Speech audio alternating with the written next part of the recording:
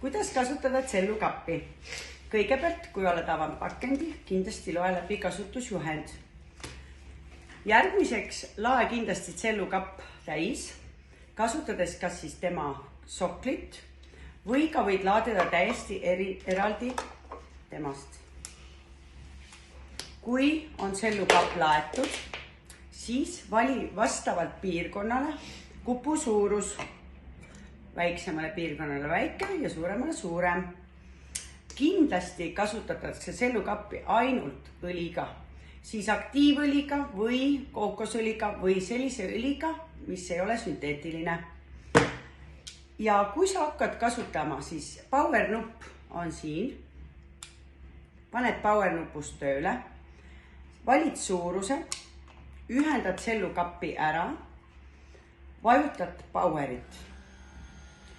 Ja koheselt näitan, kuidas saab teda kasutama hakata. Kandes peale õli piisavalt, hakkad tööle.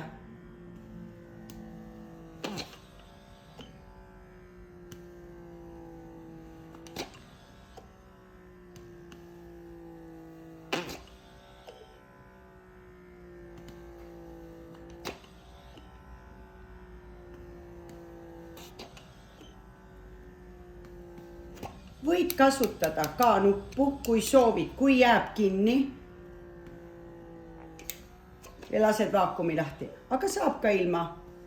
Alati tõmba lünfi suunas. Miks nahk läheb punaseks? Esiteks vaakum, teiseks rullikud, kolmandaks infrapuna, mis on koos hästi efektiivsed.